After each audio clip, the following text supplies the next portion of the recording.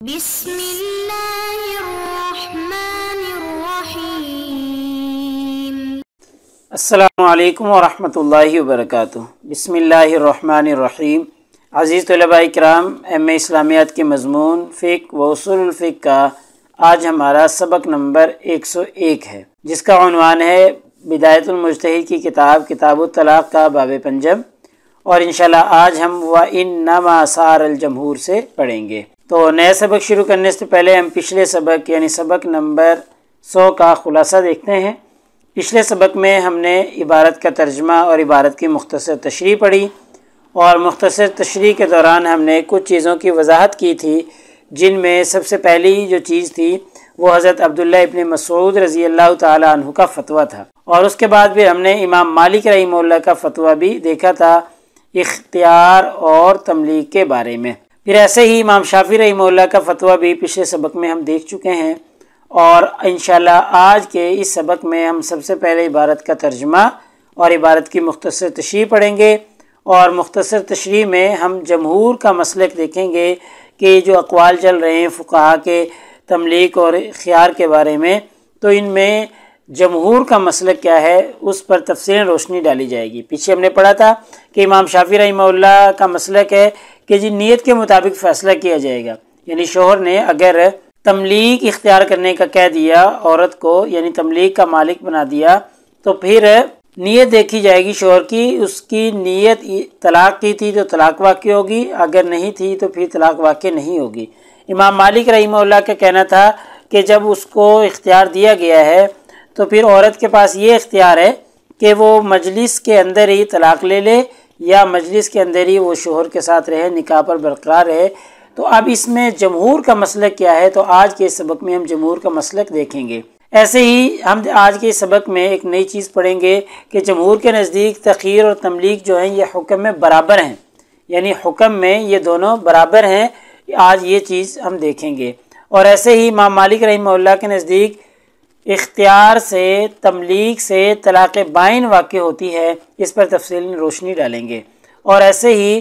ایک اختلافی مسئلہ بیان کریں گے جو کہ آگے اسباق میں بھی چلتا رہے گا۔ وہ اختلافی مسئلہ ہم آج کے اس سبق میں ڈسکس کرنے کی کوشش کریں گے۔ تو یہ آج کی ہماری عبارت ہے، دیکھتے ہیں۔ وَإِنَّمَا سَارَ الْجَمْهُورُ لِلْقَضَاءِ بِالتَّمْلِيقِ أَوِ التَّخِيرِ۔ جمہور نے تملیغ یا تخیر کے مطابق فیصلہ کرنے کی رائے اپنائی ہے، یعنی جمہور کا کہنا یہ ہے کہ تملیغ اور تخیر سے مطلقاً طلاق واقع نہیں ہو جائے گی، یعنی کسی کو خیار دیا گیا طلاق کا یا طلاق کا مالک بنا دیا گیا، صرف بنا دینے سے ہی طلاق واقع نہیں ہوگی، بلکہ تملیغ اور تخیر کے مطابق فیصلہ کیا جائے گا۔ اگر ایک طلاق اس نے لی ہے، عورت نے اپنے آپ کو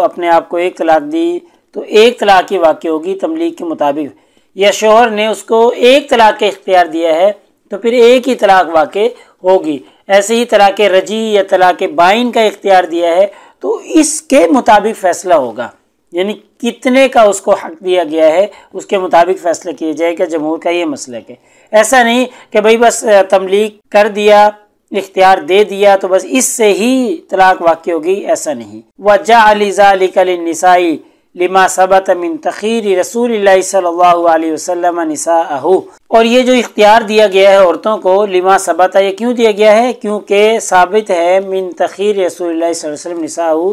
کہ نبی کریم صلی اللہ علیہ وسلم نے بھی اپنی عورتوں کو خیار دیا تھا۔ تو جب آپ صلی اللہ علیہ وسلم نے خیار دیا تھا تو اس کی وجہ سے یہ اختیار ثابت ہے۔ وہ دلیل کیا ہے؟ وہ روایت جس میں آپ صلی اللہ علیہ وسلم نے اپنی عورتوں کو اختیار دیا تھا۔ قالت عائشہ رضی اللہ تعالی عنہ، حضرت عائشہ رضی اللہ عنہ فرماتی ہیں، خیرنا رسول اللہ صلی اللہ علیہ وسلم فاخترناہ، کہ نبی کریم صلی اللہ علیہ وسلم نے ہمیں اختیار دیا تھا، فاخترناہ، ہم نے اسے اختیار بھی کر لیا تھا۔ اب فلم یکن طلاقا، لیکن طلاق واقع نہیں ہوئی۔ اب دیکھیں حضرت عائشہ فرما رہی ہیں کہ نبی نے ہمیں اختیار دیا تھا اور اس اختیار کو ہم نے اختیار بھی کر لیا تھا، یعنی وہ خیار ہم نے لے بھی لیا تھا، لیکن آگے اس کے مطابق ہم نے فیصلہ نہیں کیا تھا، تو لہذا طلاق واقع نہیں ہوئی۔ ٹھیک ہے، جمہور کا یہ مسلک ثابت ہو گیا کہ بھئی صرف خیار دینے سے ہی، تملیغ کر دینے سے ہی طلاق واقع نہیں ہو جاتی۔ اگر ایسا ہوتا تو پھر ازواج مطہرات کو جو اختیار دیا گیا تھا تو پھر تو ان کو سب کو طلاق واقع ہو جاتی، اور پھر وہ تو ساری کے سارے کے ساتھ آپ صلی اللہ علیہ وسلم کو رجوع کرنا پڑتا۔ تو صرف خیار دے دینے سے ہی طلاق واقع نہیں ہوتی۔ لیکن اہل ظاہری، لیکن اہل ظاہر کہتے ہیں، یرون، ان کا خیال ہے، ان معنی ذالک انہن لو اخترن انفسہن طلقہن رسول اللہ صلی اللہ علیہ وسلم، کہ اس کا معنی یہ ہے کہ انہن لو اخترن انفسہن، اگر وہ اپنے آپ کو اختیار کر لیتی، یعنی وہ اختیار لے لیتی، طلقہن رسول اللہ صلی اللہ علیہ وسلم، تو پھر آپ صلی اللہ علیہ وسلم ان کو طلاق دیتے باقاعدہ۔ صرف خیار کی وجہ سے ہی طلاق واقع نہ ہوتی تو الگ سے نبی کریم صلی اللہ علیہ وسلم کو طلاق دینا پڑتی تھی۔ ازواج مطہرات آپ صلی اللہ علیہ وسلم کو آ کر کہتے ہیں کہ نہیں جی، ہم تو دنیاوی زین و زینت چاہتی ہیں، ہم تو آپ سے جدا ہونا چاہتی ہیں، تو پھر آپ صلی اللہ علیہ وسلم انہیں الگ سے طلاق کے لفظ کے ساتھ طلاق دیتے۔ لا انہن کن یطلقن بنفس اختیاری طلاق، طلاق کا اختیار دینے سے ہی صرف طلاق واقع نہیں ہوتی، یہ اہل ظاہر کا کہنا ہے۔ اہل ظاہر کے اور جمہور کے مسلک میں فرق یہ ہے کہ جمہور کہہ رہے ہیں کہ صرف تملیک اور تخیر سے ہی طلاق واقع نہیں ہوتی، اگر ایسا ہوتا تو پھر آپ صلی اللہ علیہ وسلم کی ازواج مطہرات کو خیار ملنے سے طلاق واقع ہو جاتی، اور وہاں پر طلاق واقع نہیں ہوئی تھی۔ لیکن اہل ظاہر کہتے ہیں کہ اگر وہ اپنے آپ کو اختیار کر لیتی تو الگ سے ان کو طلاق دینی پڑتی، لیکن جمہور کہتے ہیں پھر الگ سے نہیں دینی پڑنی تھی، صرف ازواج مطہرات خود اپنے آپ کو طلاق دے لیتی تو وہ الگ ہو جاتی، اور اہل ظاہر کہہ رہے ہیں کہ نہیں جی، الگ سے طلاق دینے کی ضرورت پڑنی تھی، اور الگ سے آپ صلی اللہ علیہ وسلم نے طلاق دی نہیں تھی، تو اس لیے ان کو طلاق واقع نہیں ہوئی۔ آگے وَإِنَّمَا صَارَ جمہور الفقہاء، اور جمہور فقہا نے یہ مسلک بھی اختیار کیا ہے کہ إِلَىٰ أَنَّ التَّخِيرَ وَالتَّمْلِيكَ وَاحِدٌ فِي الْحُكْمِ، کہ تملیک اور تخیر جو ہیں یہ دونوں حکم میں برابر ہیں، حکم دونوں کا ایک ہی ہے، چاہے تملیک کہہ لیں چاہے اختیار کہہ لیں، دونوں کی بات ایک ہی ہے۔ وہ ان کی دلیل کیا ہے؟ یہ من عرف دلالت لغتی، کیونکہ دلالت لغت سے یہ بات ظاہر ہے، ان من ملک انسان امرا من الامور، کہ اگر کوئی شخص کسی دوسرے انسان کو کسی امر کا مالک بنا دے اور اس سے کہ انشاء ان یفعلہ، اگر تو چاہے تو اسے کر لے، او لا یفعلہ، چاہے تو اسے نہ کر، چھوڑ دے، فإنہ قد خیرہ، تو یہ اختیاری ہوتا ہے۔ یعنی جب کوئی شخص کسی شخص کو کسی چیز کا مالک بنائے کہ بھئی چاہے تو اسے اختیار کر لے، چاہے تو نہ کر، تو گویا کہ وہ اختیار ہوتا ہے۔ اب دیکھیے، ملکیت اور خیار دونوں ایک جگہ جمع ہو رہے ہیں، دونوں ایک ہی بات ہیں، عرف میں یہ ایسے ہی سمجھا جاتا ہے، اس لیے جمہور فقہا کے نزدیک تخیر اور تملیک دونوں حکم میں برابر ہیں، دونوں کا مطلب ایک ہی ہے، دونوں ایک ہی چیزیں شمار ہوں گی جمہور کے نزدیک۔ آگے دیکھیں، وَأَمَّا مَالِكٌ، امام مالک رحمہ اللہ فرماتے ہیں، فَيَرَى أَنَّ قَوْلَهُ لَهَا، یعنی جمہور نے تو کہہ دیا کہ جی ایک چیزیں، لیکن امام مالک اختلاف کرتے ہیں۔ امام مالک فرما رہے ہیں کہ شوہر کا یہ قول، لہا اختارینی اب اختاری نفسہ کی، کہ یا تو مجھے اختیار کر لے یا اپنے آپ کو اختیار کر لے، ٹھیک ہے، یعنی شوہر اس کو اختیار دے رہا ہے کہ یا تو مجھے میرے ساتھ رہ لے یا الگ ہو کر اپنے آپ کو پسند کر لے، اپنے ساتھ رہ لے۔ انہو ظاہر بعرف الشرع، کہ امام مالک کہہ رہے ہیں کہ یہ شریعت کے عرف میں ظاہر ہے، فی معنی البینونتی، طلاق بائن کے معنی میں۔ یعنی امام مالک رحمہ اللہ کہہ رہے ہیں کہ یہ جو قول ہے نا اختیار دینے کا، تو اس سے طلاق بائن واقع ہوگی، طلاق بائن دینے کے معنی میں یہ ظاہر ہے، ظاہراً اس سے ثابت ہو رہا ہے کہ جی طلاق بائن واقع ہو جائے گی۔ کیوں؟ دلیل کیا ہے؟ بتخیر رسول اللہ صلی اللہ علیہ وسلم نساءہ، کیونکہ نبی کریم صلی اللہ علیہ وسلم نے بھی اپنی عورتوں کو اختیار دیا تھا، لأن المفہوم منہ، اور اس کا معنی یہ تھا کہ انما کان البینونۃ، کہ وہ جدا ہو جائیں۔ یعنی دلیل امام مالک کی کیا ہے طلاق بائن ہونے پر؟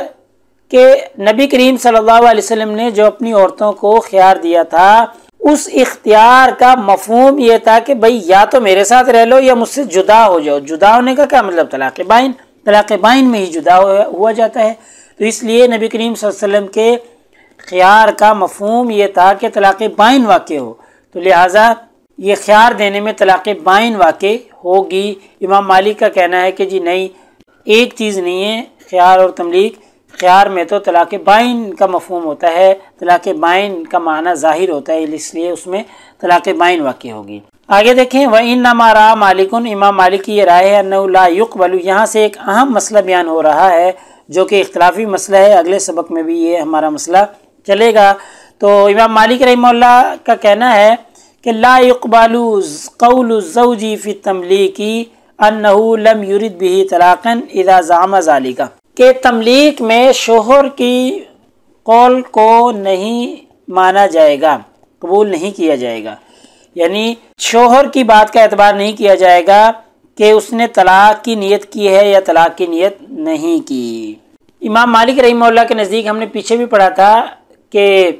تملیک کے وقت نیت کا اعتبار ہوگا کہ جس طرح کی نیت ہوگی اس طرح کی طلاق واقع ہوگی، اگر نیت نہیں ہوگی تو پھر طلاق بھی واقع نہیں ہوگی۔ تو امام مالک کہہ رہے ہیں کہ اب کس کی بات کے اوپر عمل کیا جائے گا کہ جی طلاق کی نیت تھی یا نہیں تھی؟ تو امام مالک کہہ رہے ہیں کہ جی شوہر کی بات کے اوپر اعتبار نہیں کیا جائے گا، شوہر کی بات کو قبول نہیں کیا جائے گا کہ اس نے طلاق کی نیت کی ہے یا نہیں کی۔ دلیل کیا ہے؟ لِأَنَّهُ لَفْظٌ ظَاهِرٌ فِي مَعْنَى،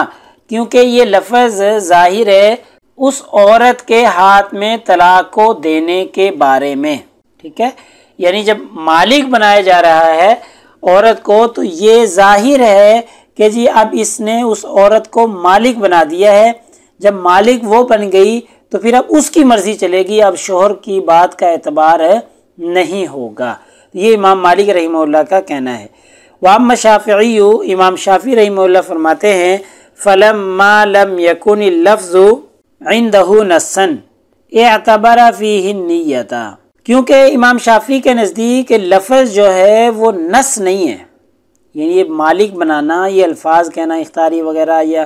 ملکیت کے الفاظ کہنا، یہ الفاظ جو ہیں یہ نص نہیں ہے۔ اعتبر فیہ النیت، تو پھر اس میں نیت کا ہی اعتبار ہوگا۔ الفاظ چونکہ نص بن ہی نہیں سکتے، جب الفاظ نص نہیں بن رہے تو بھائی پھر اب نیت کا اعتبار کریں گے، نیت کو ٹٹولیں گے کہ شوہر کی نیت کیا تھی۔ تو بہرحال اس اختلاف کا خلاصہ یہ نکلا کہ امام مالک رحمہ اللہ کے نزدیک تملیک میں شوہر کی بات کو قبول نہیں کیا جائے گا کہ اس نے طلاق کی نیت کی تھی یا نہیں کی تھی۔ امام شافعی رحمہ اللہ کہتے ہیں کہ نہیں جی، اس کی نیت کا اعتبار کیا جائے گا تملیک میں کہ اس نے طلاق کی نیت کی تھی تو طلاق ہوگی، اگر طلاق کی نیت نہیں کی تھی تو پھر طلاق واقع نہیں ہوگی، یہ اعتبار کیا جائے گا۔ تو یہ اختلاف تھا، آگے سبق میں بھی ہمارا یہ اختلاف چلے گا، اس کو اگلے سبق تک آپ نے ذہن میں رکھنا ہے کہ پچھلے سبق میں ہمارا یہ اختلاف چل رہا تھا۔